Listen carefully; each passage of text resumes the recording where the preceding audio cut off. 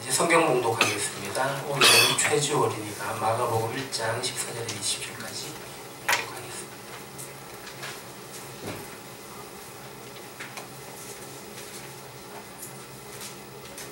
오늘 우리에게 보내는 하나님의 말씀은 마가복음 1장 14절에서 20절까지입니다. 하나님의 말씀을 봉독하겠습니다. 요한이 잡힌 후 예수께서 갈릴리에 오셔서 하나님의 복음을 전파하여 이르시되 때가 찼고 하나님의 나라가 가까이 왔으니 회개하고 복음을 믿으라 하시더라. 갈릴리 해변으로 지나가시다가 시몬과 그 형제 안드레가 바다에 그물 던지는 것을 보시니 그들은 어부라. 예수께서 이르시되 나를 따라오라. 내가 너희로 사람을 낚는 어부가 되게 하리라 하시니 곧 그물을 버려두고 따르니라.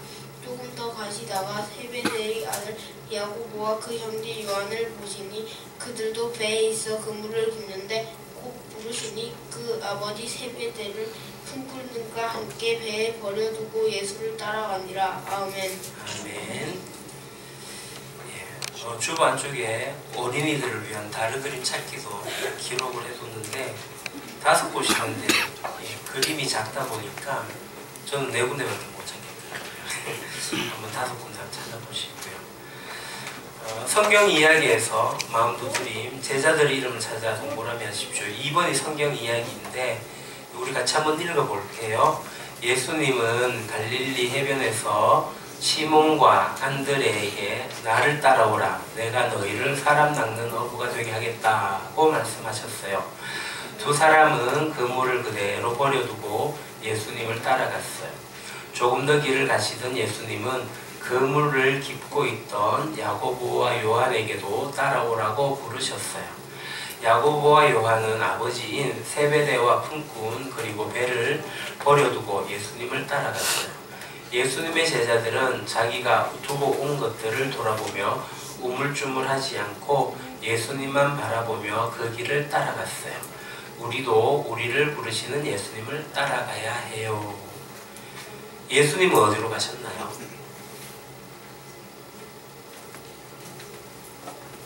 어디로 가셨어요?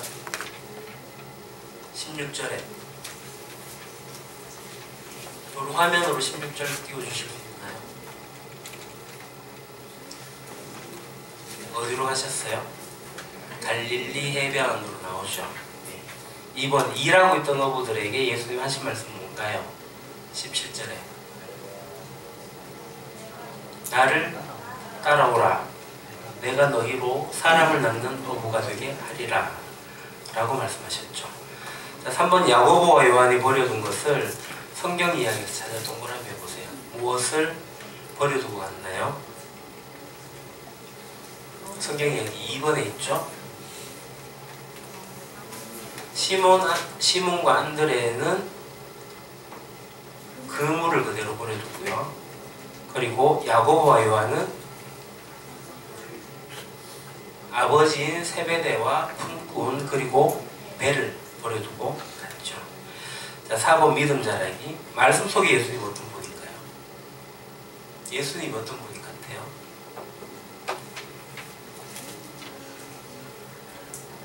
제자들을 부르시는 예수님. 우리가 예수님을 따르겠다라는 기도를 하면 좋겠고요. 나중에라도 1장 17절 18절을 외우면 좋겠습니다. 우리를 부르신 예수님을 따라가요 라고 다짐하는 저와 여러분이 되면 좋겠어요. 또 질문을 하겠습니다. 예수님의 공생의 기간이 몇 년일까요? 혹시 아시나요? 3년입니다. 그러면 예수님이 공생의 기간이 3년인지는 어떻게 알 수 있을까요? 복음서를 읽어보면 알게 되는데 6월절이 4번 지나가요. 그러니까 4번이면 4년이지 이게 아니라 첫 번째 6월절에서 두 번째 6월절이 1년, 두 번째에서 세 번째가 2년, 세 번째에서 네 번째 6월절이 3년. 이래서 예수님 6월절을 그냥으로 돌아가시기 때문에 3년 조금 넘는 공생의 기간을 보내게 됩니다. 신약을 우리가 읽다 보면 밑도 끝도 없이 갑자기 툭 튀어나오는 주인공이 있는데 바로 예수님입니다. 근데 현재 우리가 살고 있는 거의 모든 사람들이 싫든지 좋든지 동의하든지 동의하지 않든지 예수님의 생일을 기준으로 자기의 생일을 정하고 있다는 거 아십니까? 제가 예수님 출생 이후 1972년 5월달에 태어났어요. 오늘이 예수님 출생 이후 2020년이 되는 날이죠. 내 생년월일, 이 숫자는 이 세상에 실제로 존재했던 역사적 인물 예수님에게 붙어 있다는 이것을 우리가 심각하게 생각해 봐야 됩니다. 어쩌면 우리가 단 한 번도 의식하지 않았을 수도 있는데요. 내가 알 수 없는 내가 죽는 날짜도 예수님 출생 이후 며칠로 정해집니다. 그리고 우리가 지금 역사를 보고 있는 세계적으로 일어난 모든 중요한 역사적 사건도 예수님의 출생을 기준으로 해서 그 이전 몇 년, 그 이후 몇 년을 기록합니다. 세계 인류가 흘러온 이 역사를 보편적인 기록으로 남기기 위해서도 예수님의 출생이 기준이 된다는 거죠. 그럼 이걸 누가 정했을까요? 역사 자체가 정한 거죠. 이 역사 속에서 그것이 일어났습니다. 로마 시대인 6세기 중엽에 그동안 사용해오던 것이 로마력이었는데 예수력으로 바뀌게 된 거예요. 역사의 주인이 로마가 아니라 예수다, 이거라는 거죠. 세계 역사상 가장 위대했던 로마 제국은 그 역사의 주인을 예수로 정한 겁니다.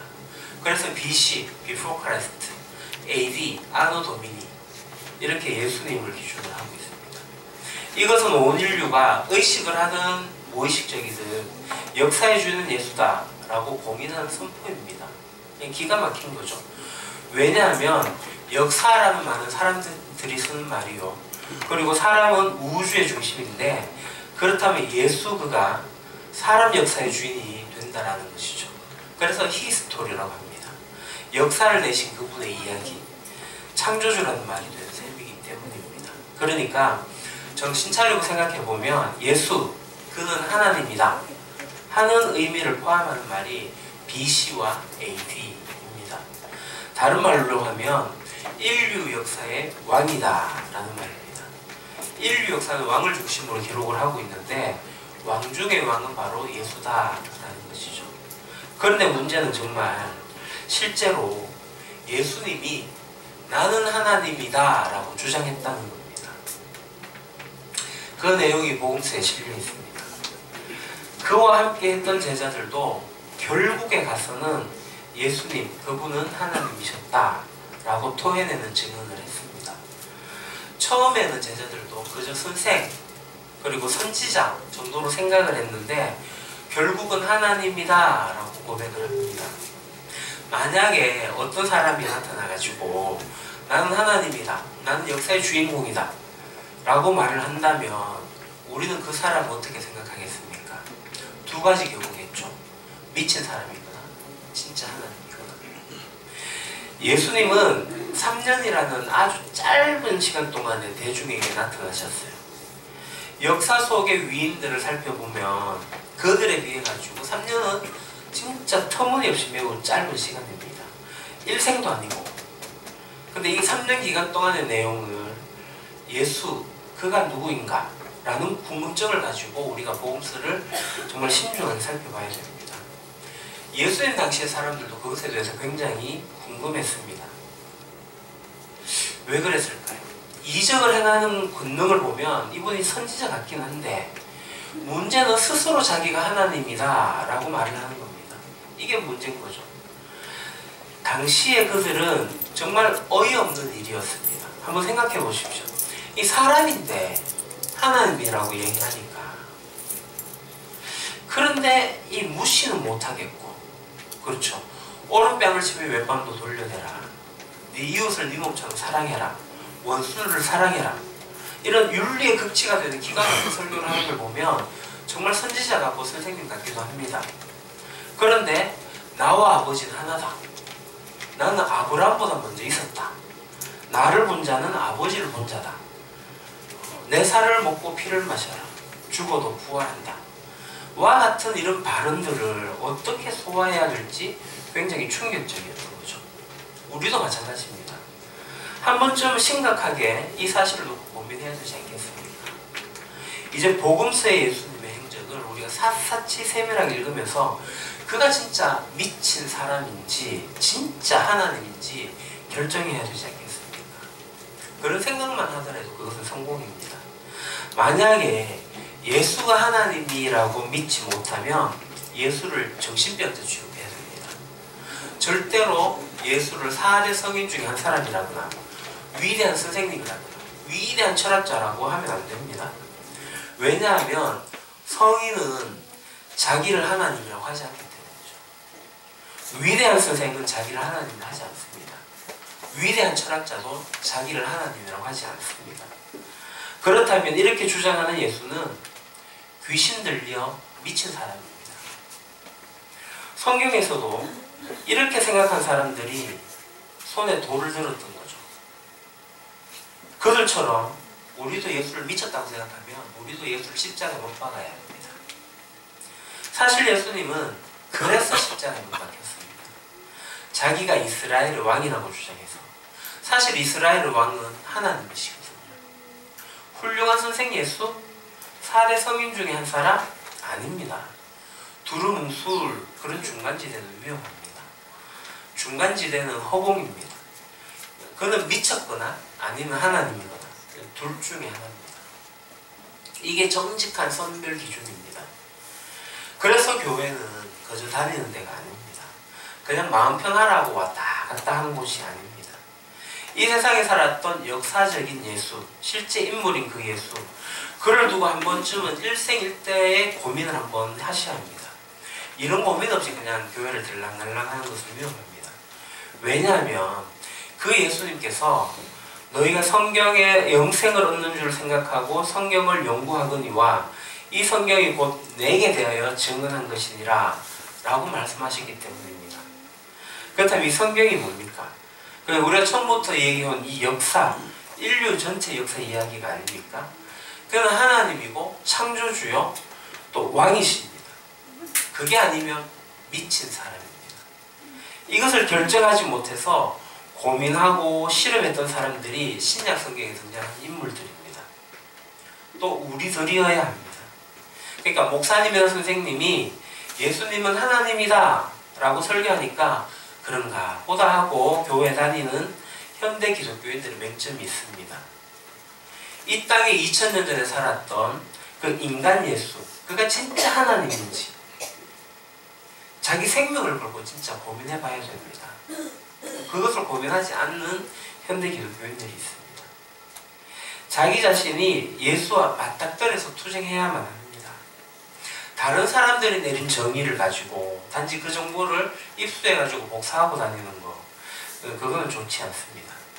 그러니까 종교적 정서를 만족시키는 그 정도로 우리 기독교가 좀 건전한 종교로 전락해 있는 건 사실입니다만은 마치 종이 호랑이처럼 종이 예수를 믿는 거죠. 그건 남이 말한 예수입니다. 예수님은 내가 곧 하나님이다 라는 자증적 설교를 하신 적이 있습니다. 이 설교를 하고 나니까 그때의 민중들이 두 파로 갈라졌어요. 저 예수 저거 귀신 들려가지고 저런 말 하는 건데 뭐 때문에 저의 설교를 듣고 있냐 라며 단칼에 결정을 내고 떠난 사람들이 있었고요. 아니야, 아무리 들어봐도 이건 절대로 귀신 들려서 한 얘기는 아니야. 귀신 들린 사람 한두 번 봤어? 이거 뭔가 다르잖아. 또 귀신 들린 사람이 어떻게 매기 눈을 뜨게 해. 하여튼 난 좀 생각해봐야겠어 하면서 예수님을 가까이 지켜본 사람들이 있었습니다. 이렇게 예수님을 만났고 또 예수님의 설교를 들었고 이적을 구경했던 이 보통 사람들이 가진 갈등이었습니다. 그러니까 우리도 그런 갈등을 좀 가져야 됩니다. 성경을 읽으면서 갈등해야 합니다. 이건 목숨을 걸고 갈등해야 된다. 왜 그렇습니까? 바로 예수가 자기 이름으로 영생을 내걸었기 때문입니다. 만약에 부자 되는 거, 건강하게 되는 거, 뭐 애들 잘 되는 거, 그 정도를 가지고 이 얘기를 했다면, 정말 판돈으로 얘기를 한다면 그걸로 안 걸고 뭐 갈등하지 않아도 됩니다. 그것은 궁극적인 명제가 아니기 때문이죠. 그런데 예수님이 오늘 살고 있는 우리들에게 자기 이름을 걸고 영생에 대한 이야기를 걸고 있는 겁니다. 이게 문제라는 거죠. 그러니까 베드로, 요한 같은 이 제자들도 고기 많이 잡는 거, 그리고 이들이 식민지 생활하는데 로마로부터 독립하는 거, 경제적으로 안정을 얻는 거, 또 자식 문제, 건강의 문제, 이런 것들을 통과하고 난 뒤에 인간 종국의 딜레마인 영생의 개념까지 들어갔습니다. 하나님 나라로 말이죠. 그러니까 예수님의 제자들도 그게 문제였습니다. 선생님 예수를 쫓아왔는데 이 선생 예수를 진짜 하나님이다 라고 고백하는 것이 쉽겠습니까? 결코 그렇지 않았을 겁니다. 예수의 제자들 한 사람 한 사람도 피눈물 나는 고민을 하면서 예수, 그가 누구인가 를 따져봤을 겁니다. 정신이 멀쩡한 사람이라면 이 쉽지가 않습니다. 절대로 쉽지 않습니다. 성경에 나오는 제자들을 정말 믿음 좋은 사람으로 우리가 생각하고 출발하면 안 됩니다. 결국은 이들이 3년 동안 예수와 함께 다니면서 그가 하나님이시다 라는 고백을 하게 되는 거죠. 자, 그럼 예수님의 이야기를 간단하게 오늘 본문까지만 좀 하도록 하겠습니다. 예수님의 공생애의 시작은 바로 요단강가에서 세례를 받으심으로 시작하죠. 주부의 지도를 올려놨는데 작아서 잘 안 보이실 겁니다.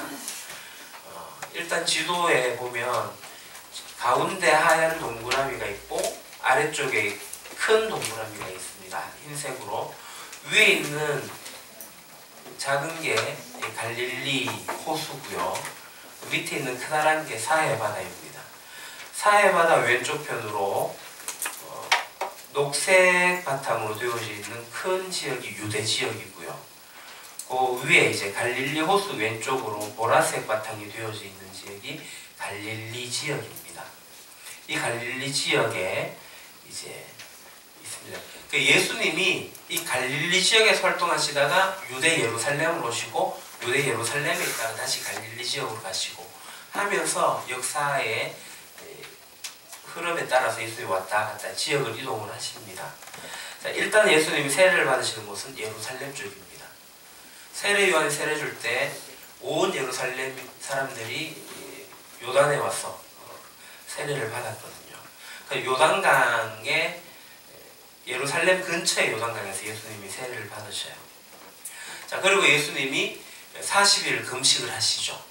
40일 금식을 하신 이후에 이제 시험을 받게 되십니다. 이러면서 이제 공생애가 시작되는데 이 기간 동안에 이제 예수님이 안드레, 베드로, 요한, 빌립, 나다나엘 이렇게 5명의 제자들을 만납니다.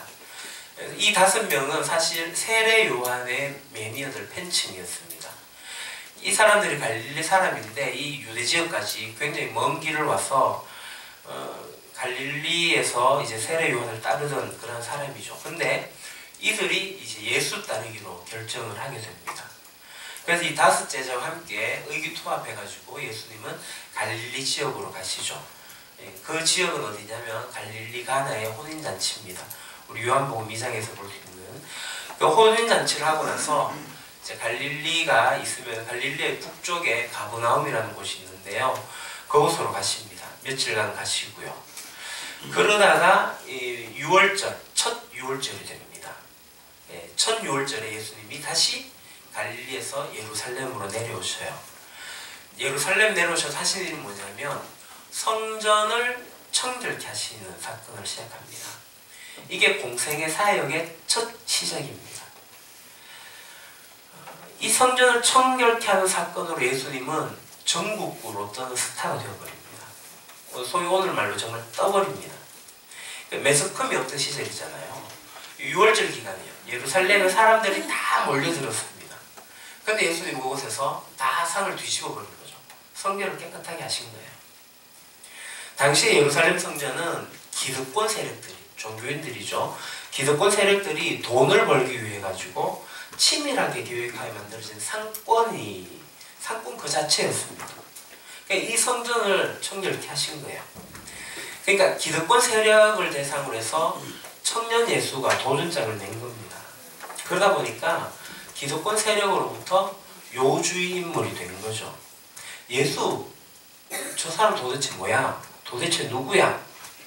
이것이 대제사장 그룹, 종교 지도자들의 현안의 문제였습니다. 이게 추상 개념도 아니에요. 뭘 해석하려고 하는 것도 아니에요.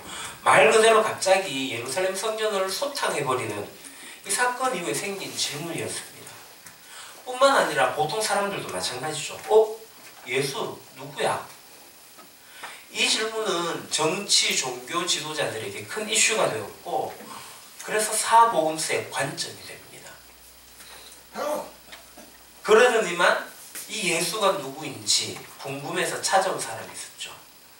요한복음 3장의 니고데모입니다. 그러니까 예수님이 니고데모 만났고 그러다가 이제 예수님이 예루살렘을 떠나서 갈릴리로 가다가 사마리아에 들려서 사마리아 여인을 만납니다. 이게 요한복음 4장 이야기죠. 이때가 12월쯤 됩니다. 어떻게 12월인가 아냐면 추수할 넉 달 남았다 그러거든요. 이스라엘 사람들이 추수를 언제 하냐면 6월절이 지나고 무교절이 되면 첫 낫을 뵈면서 추수를 시작합니다. 6월절이 4월이니까 12월로 그렇게 생각이 됩니다. 12월 달에 이제 사마리아 여인을 만난 거예요. 그리고 갈릴리 가나로 가게 됩니다. 갈릴리 가나에 도착해서는 왕의 신하의 아들을 말 한마디로 병을 고치죠. 그리고 나사렛 고향으로 가시는데 이 고향에서 배척을 당하십니다. 소문은 벌써 터졌어요. 나사렛 청년 예수가 예루살렘 성전에 가지고 횡패를 부리고 왔더라. 고향에서 난리가 났죠. 회당에 들어가서 말씀 읽는데 예수님 뭐라고 하신지 압니까? 이사야서 61장의 말씀을 말씀하시면서 이 말씀이 오늘 너희 귀에 응해야 된다. 배척을 당해요. 그래서 나사렛에서 가버나움으로 이사를 하셔요. 이때부터 예수님이 이제 본격적인 사역을 시작하시면서 하신 말씀이 마가복음 1장 15절입니다. 때가 찼다. 하나님의 나라가 가까이 왔으니 회개하고 복음을 믿으라. 그렇게 선포하십니다. 자, 유대에서 공인으로 활동하신 것처럼 이제 갈릴리로 올라와서도 본격적인 활동을 하시죠. 제일 먼저 하신 일은 제자들을 정비하는 거죠. 쉽게 말하면 지금까지 제자들 앞서 있었던 5명입니다. 이들이 파트타임식으로 예수님을 따라다녔는데 이제는 그러지 말라고 하시는 거예요. 직업을 내려놔라. 풀타임으로, 전문적으로, 본격적으로 나를 따르라. 예수님을 따르라고 하십니다. 그래서 그들을 다시 부르신 내용이 오늘 본문의 말씀입니다. 예수님을 이미 따르고 있는 제자들을 또다시 부르는 것 같아서 이상할지 모르겠지만 사실은 그렇지 않습니다. 이들은 이제 앞으로 고향인 이 갈릴리에서도 복음을 전파해야 될 주인공이지만 고향에 돌아와서 돈을 벌어야 했는 거죠. 그래야지 식구들을 먹여 살릴 수 있으니까요. 그러니까 베드로는 가장이었기 때문에 직업을 버릴 수가 없었습니다. 유대 지역에서 사람들에게 세례를 주었던 그들이긴 했지만 생활을 위해서 그물에 손을 댈 수밖에 없었던 거죠. 그러니까 예수님은 이 시점에서 이들의 온전한 헌신을 원하셨어요. 그래서 제자들을 보시고는 이제 원래 직업으로 돌아가지 말고 내 사역을 전적으로 따르라. 정식으로 재초청하시는 겁니다. 그물을 버려두고 예수님을 쫓았다. 그 말입니다. 직업을 버렸다는 겁니다. 전문 사역자로 뛰었다는 겁니다. 예수님은 이들이 이제 앞으로 세계를 향하여서 복음을 전파할 사람을 낳는 그러한 어부가 될 것을 보고 계시는 거죠. 베드로는 이 시점으로부터 약 2년 반이 지나면 예루살렘 교회를 목회해야 될 지도자가 될 거거든요. 적어도 2년 반 전부터 풀타임으로 전문 훈련을 받아야 되지 않겠습니까? 이렇게 해서 시몬 베드로, 그 형제 안드레, 요한과 그 형제 야고보, 이들 이제 풀타임 전문 사역자로 예수님의 제자 훈련반에 들어오게 됩니다. 이게 오늘 본문의 이야기입니다. 이들이 이제 예수님을 따르면서 예수님이 누군지 알아가기 시작합니다. 시간이 없어서 더 이상 말씀 못 드리겠지만 여러분들이 복음서를 읽으면서 예수님의 행적을 쫓아가시면서 예수님이 무슨 말씀을 하시고 무슨 이적을 이루시고 어떤 일을 하시면서 하나님임을 드러내시는지 여러분들이 복음서를 잘 읽어보시면 좋겠습니다. 제자들은 그것을 확인하고 뛰어들었습니다. 그러니까 지금 여러분들에게 다 버리고 뛰어들라 그런 이야기를 하지는 않습니다. 이 말씀을 오용하시면 됩니다. 이들은 그때 당시에 제자들에게 했던 말씀입니다. 그리고 풀타임으로 뛰는 정세학자들이 하는 말씀입니다. 모든 성도들이 동일하게 주어지는 게 아닙니다. 그것을 오해는 하지 마시고요. 하나님의 부르심 가운데 여러분들의 현실이 어떻게 되실 것인지, 정말 예수님이 하나님이시라면 우리가 모든 걸 다 막 맡기고 바칠 수 있지 않겠습니까? 그런 믿음으로 살아가기를 소망합니다. 기도할게요. 하나님 아버지, 예수님이 참 하나님이심을 믿습니다. 살아계신 하나님의 아들이요 그리스도이심을 저희들이 고백합니다. 메시아이신 예수 그리스도를 쫓아가기로 합니다. 예수님을 따르던 모든 것을 버리던 그 제자들을 보고 저희들도 다 버릴 수는 없지만 저희들의 일부를 주님께 헌신하며 나아갑니다. 아버지 하나님, 정말 예수님이 하나님이시라는 것을 믿기에 저희들이 이 믿음을 가지고 나가기를 소망합니다. 정말 하나님께서 원하시는 사람 낚는 어부 이 제자들이 그렇게 씨를 뿌려 흘려왔던 2000년이 지난 지금 저희들이 교회로 모여서 함께 주님을 예배합니다. 이 역사적 상황에서 저희들이 참된 믿음을 가지고